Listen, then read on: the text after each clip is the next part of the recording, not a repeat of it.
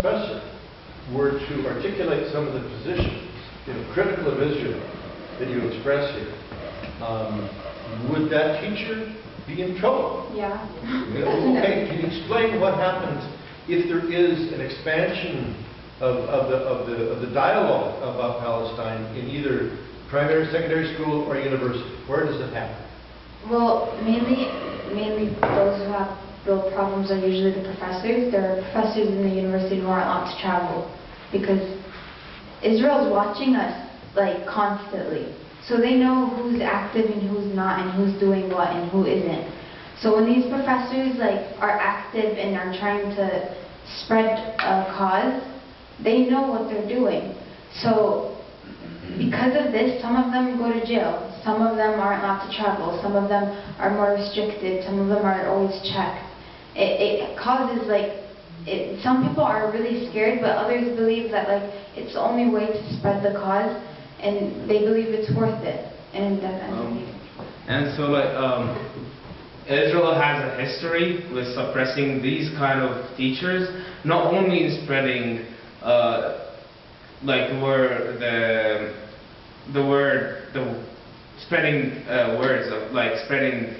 I forgot what I was going to say, the Palestinian cause, but also spreading education as well. In the first Intifada, universities were closed because Israel was afraid that these students would, any kind of Palestinian groups, would create a security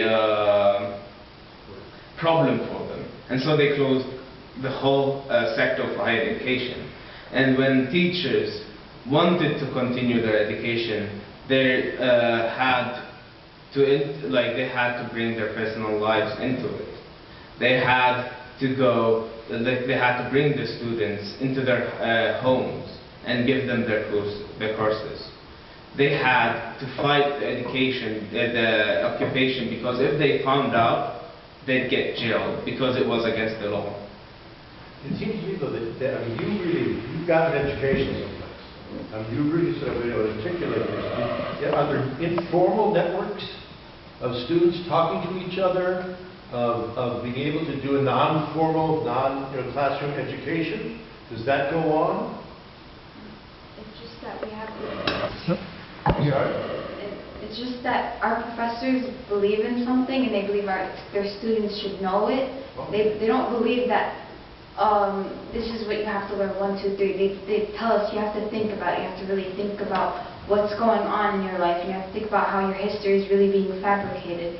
So, and I've been recently learning about this and about the history of Zionism. And when I learned it, I was like, wow, where was I all my life? So, it's just the professors believe in something and they believe that their students and all of the Palestinian population should be knowing. Because if everyone knew what these teachers want to give, then I believe me, then it would be harder for them to be fighting us. I'd like to ask you a question here. From your personal experience, professor, what did he do, what did he say, and what did it do to him? Can you give something from your own personal experience? I have a professor that's teaching me European cultural studies. It's basically a mandatory course that we have. Either we chose the Palestinian cause or European cause, or you have to choose a combination of two, or the Arabian culture. And then I'm choosing the Palestinian cause and the European culture. And her name is Sonia Nimmer, and she's one of the most courageous professors I've ever seen in my life. Whether in addressing the stigmas that are inside of our societies, or when she's addressing the occupation and the injustice that we're going through. She's being tortured 2 times. She's been jailed 2 times. She had 2 periods of being detained because she was speaking about our cause ferociously. She didn't care what they will do to her. She didn't care what's the outcome of her courage. She just wanted to spread the word, and she wanted the youth to know even more. And not only does she get trouble from the Israeli occupation, the PA even tried to stop her because they are the first security fence for Israel. Salat al-Palestinian. So even that, she had trouble even with the PA because of her, of what she's trying to spread, which is the truth, which is education, which is to teach children about their past, about their future. She's a woman that I respect so dearly. Thank you very much. Appreciate that. Thank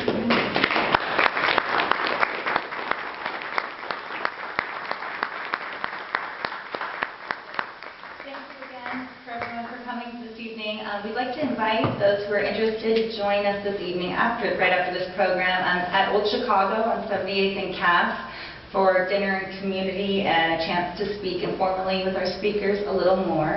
So I just wanted to first extend that invite out. As well as please make sure to sign up on the email list in the back for Nebraskans for Peace. If you're a student or would like to follow student activities here at UNO or throughout Nebraska or nationally with National Students for Justice in Palestine, also please sign up. I work for the American Friends Service Committee. My name is Katie Herder. Once again, you'll get our emails too. So kind of all three in one list to simplify. Also on the back table, there are more pamphlets and handouts about BDS, boycott, divestment, and sanctions, as well as a campaign that the local Palestinian task force here is picking up titled No Way to Treat a Child. It's focused on the detention of Palestinian children. There's some handouts in the back room, as well as we encourage you to get involved with our local Palestinian task force, as well as students and supporting the work on the ground here in Omaha. So thank you again, everyone, for coming.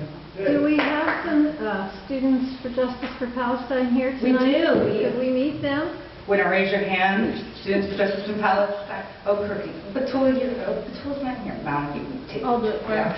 Your sister's nice. Nadia, when you were a student. Yeah. So there are more. Marine is here. There was unfortunately a Flow Rider concert tonight that took all of our students away at UNO. So we had a little competition for the event tonight, but thank you again, everybody, for coming.